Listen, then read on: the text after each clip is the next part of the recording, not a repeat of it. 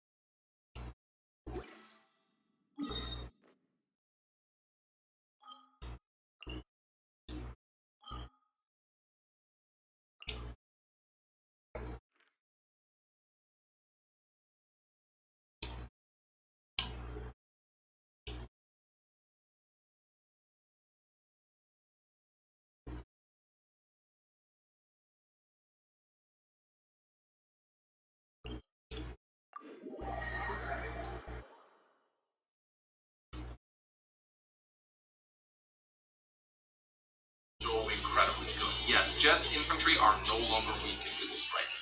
And oh my god, it just creates the perfect CO, it really does. On the ground, Jess is unparalleled. No one can really hold a candle to her. Her units just hit so incredibly hard, and ground units will make up the biggest composition of your army. And you know, it's when these two buffs are brought together, it just creates a CO that is just incredibly hard to deal with. And here's the thing, Jess can still deploy battle bunkers just fine. She gets a minus 10% firepower penalty, who cares? It's not that big a deal on battle bunkers. And if you watched my streams against Panzerkraft when we play against each other, and Panzerkraft does love playing Jess, you will see that he very often throw battle bunkers and remix just to keep me on my toes. And it's incredibly annoying because most of the times you don't expect that when you're going up against Jess. But this on its own isn't enough to like make Jess one of the best COs in the game. It's the fact that she still has incredibly strong CO powers for overdrive and her true charge. Now, the thing about Jess in Advanced Wars 2 was that her powers were really her high point. Like, she had a really weak day-to-day and a horrible penalty on her infantry, but at the very least she had two really solid powers. And overdrive and turbocharge, they still work the same way that they used to work in Advanced Wars 2. They give her a massive firepower increase, they give her extra mobility, her normal power gives her +1, her super power gives her +2. And it still has the added benefit of resupplying every single unit in her army fully with ammo and fuel, which is incredibly nice. It's very useful. It's very like, it's not super good, but it does save you a lot of hassle. You don't have to deploy ABCs to like resupply your rockets and forts and stuff like that. But these two powers are incredibly good. They used to be the best thing about Jess. And now the fact that she still has those two really good powers on top of her really strong day-to-day abilities, it just creates the perfect CO. She's just strong with I used to make fun of Jess in the most. Quietly now. Things are about to get dicey. I used to make fun of Jess. Incinerate! That quote actually kind of because it really doesn't feel like Jess has any weaknesses anymore. Aside from like a very minor minus 10% firepower on airplanes, which isn't really that big a deal. So yeah. Jess, one of the best commanders in the game in Dual Strike. She is incredibly hard to go up against. Her day-to-day bonus is just so terrifying. She still has really strong indirects, and once those powers and superpowers start rolling in, man, she will just blast you off the map, and you really have to be at your A-game to handle Jess, because, yeah, she's ridiculous. The case before us is a strange and unprecedented one indeed. So up next, we come to one of the brand new Green Earth COs to be added in Dual Strike, the Com Tower Specialist, Javier. Javier? People keep telling me I get this guy's name wrong. I don't know how to say it, so I'm just going to say Javier. I'm sorry about that. And Javier is a ridiculously busted CO. Dual Strike has been really good on the Green Earth COs for the most part. They've all gotten a pretty big buff, and the new one that was added is just a really strong one. I guess with the exception of Drake, he didn't really get buffed. But Jess and Eagle, they got buffed quite hard, and Javier is one of the best COs in the game. He's an A-rank tier commander. Can't catch me! Now, of course, I do need to add a caveat that he gets stronger the more Com Towers there are on the map. And if there's no Com Towers on the map, well, just don't play. Like, Boom boom! Javier has a very simple day-to-day bonus. He gets a 20% extra defense against indirect attacks. However, he also gets a 20% defense bonus when he captures a Com Tower.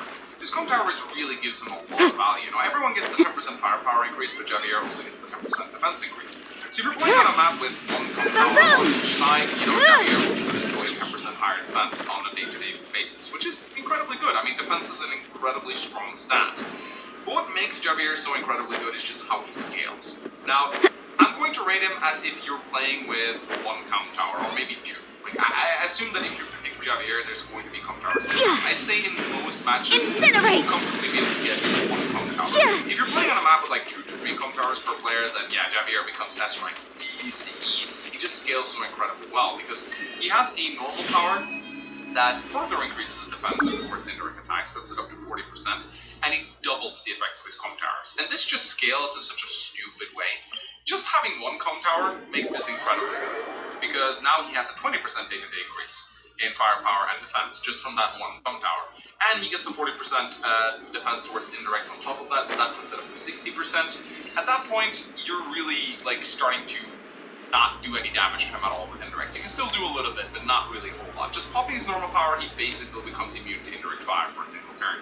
And just with one Com Tower, he does go up to 20% firepower and defense, which actually becomes 30% firepower and defense, because the tower will also give him that 10% firepower and defense increase. And as you have probably heard me talk about many times when I talk about COs like Combine and stuff like that, the higher your defense goes, the better it becomes. And at some point, your defense will reach a threshold where your units will just not take damage. And Javier can very easily reach this. Even with one tower, his powers are still good. If he happens to have 2, then his power and superpower just basically makes him invincible for a turn. It's incredibly strong. His superpower is even more insane. It sets his indirect defense up to 60%, and it triples the effect of his Com Tower. So just with one Com Tower now, you'll get 30% firepower and defense increase. And basically, you can just forget shooting at him with your indirects for this turn. It's just, there's no point. There's no point. He'll take 0%.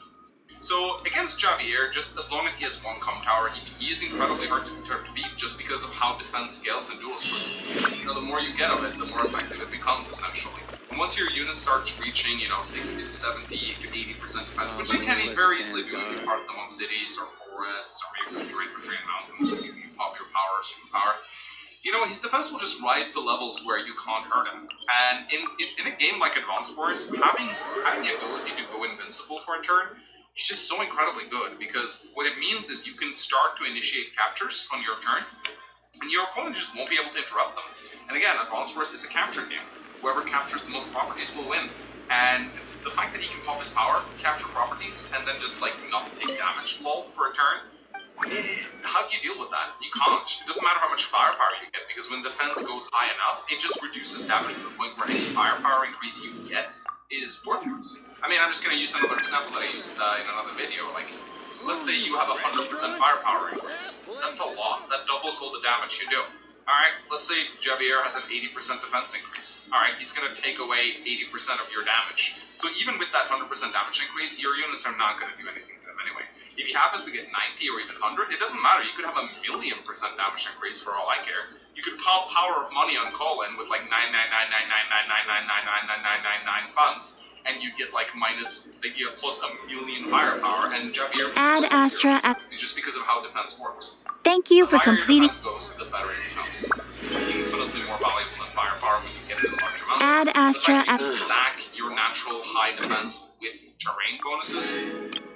I mean, you can't touch this guy. And obviously, like, I do need to mention this, but of course, like, Grid gets pummeled by this guy. Grid already struggles in Dual Strike, but just don't pick Grid against Javier. That's not a favorable matchup. But another thing I do have to mention is just Javier kind of works like a reverse Max in a way. And what I mean by that is, against Javier, you really don't want to field indirects. You really just don't want to field indirects.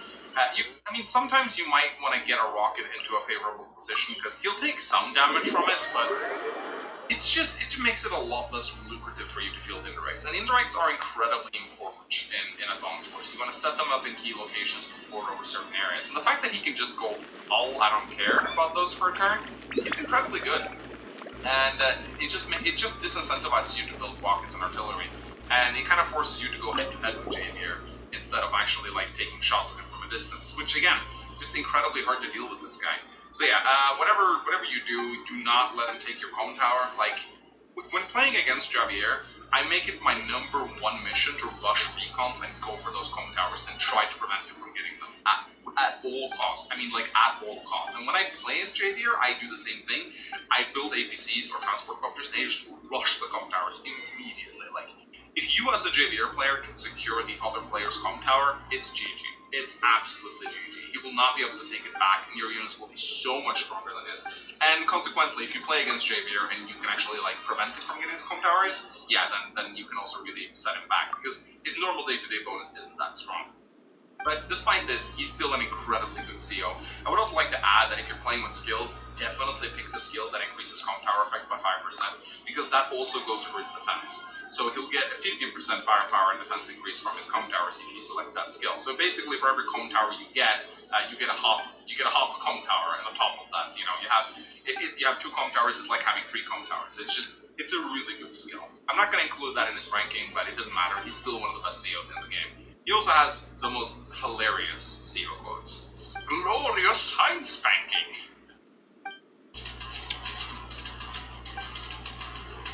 Alright, ladies and gentlemen, with that out of the way, it's time to move over to Black Hole, and buckle up, because this is going to be quite an extensive list, because they got 4 new COs added in Dual Strike. But let's start with the original ones. Let's begin with Flak. So Flak, good old Flak, what happened to him? Well, they actually buffed him a little bit, which is kind of nice. He's still an E-rank tier CO though, don't get me wrong, he's still on bottom tier. But they did actually adjust his luck values to kind of match the ever-rising luck values of the older COs. They didn't do this with Nell, but they did do it with Flak. So Flak has a passively much higher luck value than he used to have, on par with the new luck value that everyone has gotten in Dual Strike. So that means that Flak is a little bit better, but he's still only as much better as everyone is in Dual Strike. So I guess that kind of puts him in the same spot. You know, Nell dropped down a tier because she didn't improve and everyone else in Dual Strike improved. Flak stays in the same tier because he's basically just been buffed as much as everyone else has. He's still in a really bad spot.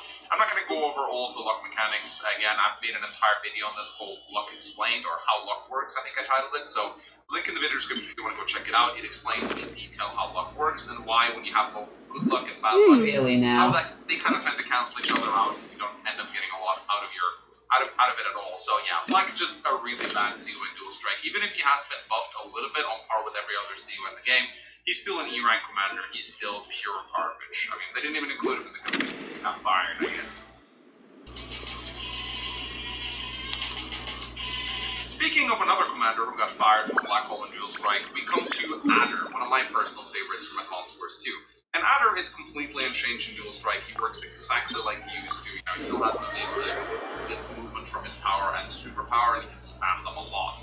I will add that Adder has gotten a tiny indirect buff in the fact that every single power and superpower in Dual Strike now also gives you plus 10% firepower in addition to plus 10% defense. And while this is a bonus that every single CO gets, I feel like Adder enjoys it more because he spams his normal power a lot more than other COs, and so he will enjoy that 10% increase in firepower pretty much every other turn.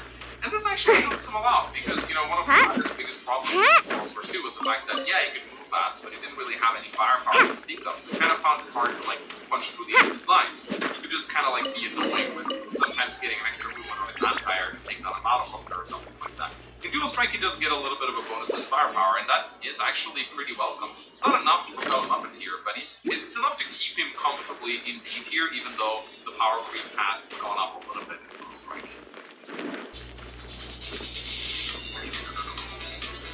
And then we move over to Lash, who for some weird reason looks way cuter than she has any right to in this game. It's kind of disturbing considering how she's looking at all sorts of anyway, Lash, sadly she only got cuter in this game. She is pretty bad in Dual Strike. They nerfed her pretty hard.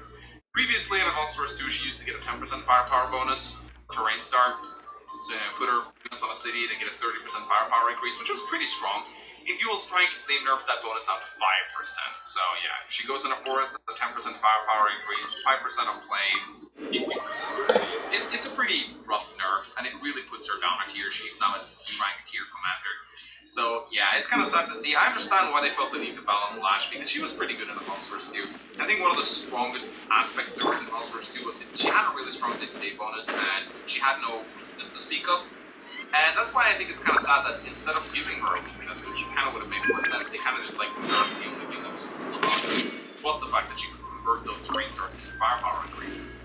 I personally think it would have been better to hit her with like a defense nerf or something like that, like a minus 5% defense, just to symbolize that she's really reckless with her troops and she doesn't really care if they die. Something like that would have been nice to offset it, but yeah, this nerf hits her pretty hard. And the firepower increase that she gets on the day-to-day bonus isn't really that noticeable. You'll feel it a little bit on cities and mountains. It is still nice, but it's nowhere near as good as it used to be.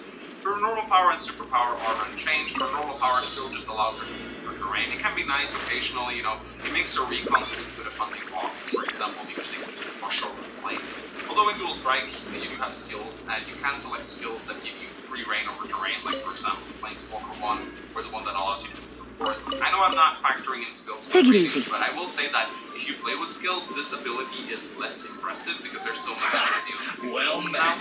And her superpower, I mean, it's still alright. It still doubles the terrain stars from terrain, but the fact that they now only give 5%, you just feel it so much less, you know. Before, when you put an infantry on a city and you pop that power, they'd get a 60% increase in their firepower, which for a superpower I think is fine. I mean, most COs that have powers that increases their firepower will go up to 50 to 60% extra firepower. Lash now on the city, she only gets like 30% increase, which is kind of pathetic. I mean, yeah, sure, it still makes her a lot harder to deal with, and I think a nerf to Lash was justified in Dual Strike because she was a little ridiculous in Advanced Wars 2, but I feel like this nerf is almost too much. I mean, you're basically halving what makes her good. So yeah, she's not particularly good in this game. And as I mentioned in the Sonya segment, she does get hard completely beaten by Sonya, who just has the ability to take away her terrain stars, which is the only thing that's like kind of good about her. But yeah, I mean, don't get me wrong, Lash still is an okay CO to play. She doesn't have any weaknesses, but again, in Dual Strike, having your firepower reduced just makes it so much harder for you to compete with some of the COs that are higher up on this list. And then we come to Hawk, who for some reason in Dual Strike is not in charge of the Black Hole Army. He's kind of lost that to an old guy in a wheelchair, so that's great. Really good job there, Hawk. I don't know how you let this happen. But the bad story of Dual Strike aside, Hawk is in the same spot that he was in Advanced Wars 2. He's still a B-rank tier CO. I called him extremely overrated in that game because a lot of people wanted to rate him in E tier, and in fact, ever since making that video, I've been getting countless challenges on Advanced Wars by web by people who want to play Hawk against me, which is kind of fun. I've beaten them all so far, so I'm still not convinced. I still think Hawk's incredibly overrated. He's still strong, but he's not A-rank tier. No, not a chance. Not even in Dual Strike. Not even in Dual Strike. He still works exactly the same way in this game. He gets that 10% firepower increase, and he has that incredibly overpriced power and superpower. Deals damage globally and heals his units. I will say that Hawk has gotten one indirect buff in Dual Strike. When I say indirect, I mean it's not like a buff directly, but a buff due to the game has changed. And that's the fact that powers just seem to charge faster in Dual Strike. There's more firepower around, units die quicker, and I also think infantry seems to add more to your power meter whenever they die. As a result, you'll see a little bit more powers go off, and that is something that is good for Hawk, for sure. In Advanced Wars 2, maybe over the course of a long match, maybe you'd see one Black Storm, maybe two if you were very lucky. In Dual Strike, you'll see several more go off, because there's just a lot more going on in that game. And that is good for Hawk, because, I mean, his power is Gotcha. Healing 2 HP completely to every single enemy in the map. 2 HP. That is a pretty good effect. It's just that for the price that you pay for it, it's very overpriced, considering what other COs get out of their superpower. Take a CO like Jess, for example, who for one turn almost does like double damage on all of her vehicles. Like, it's a huge mobility increase. The amount of damage that she can do with that power is so strong compared to what a Black Storm does. And considering just how much more expensive the Black Storm is, it's kind of stupid. So yeah, Hawk, he's in the same spot. He's neither gotten worse nor better. He's still B rank tier CO. I do like the fact that he gets his power a little bit quicker in this game compared to the last one, but it's not enough to put him in A rank tier. And I will happily respond to any challenges on Atmosphores by Web. Feel free to pick Hawk and challenge me with me playing like an A rank tier CO, and I will happily kick your ass. I know I'm sounding very overconfident here, but it's happened so many times at this point that I really do think I'm right on this, but hey, I'm always up for being proven wrong, I guess. Anyway, I will add, like, as a final caveat before I go, that Hawk is still incredibly strong against certain COs like Olaf and Drake, for example, that specialize in dealing global map damage. He's also alright versus Candy, I guess, in some sense, because he can negate some of the damage she deals with Orb of Light. Although she'll get a lot more Orb of Lights compared to Hawk's Black Storm, that's for sure. But he can help a little bit, I guess. And also, he is still pretty weak versus Andy, who has the power to just negate his Black Storm with his Hyper Upgrade and Hyper Repair. So definitely not a matchup you want to take. But yeah, Hawk, he's the same. He's still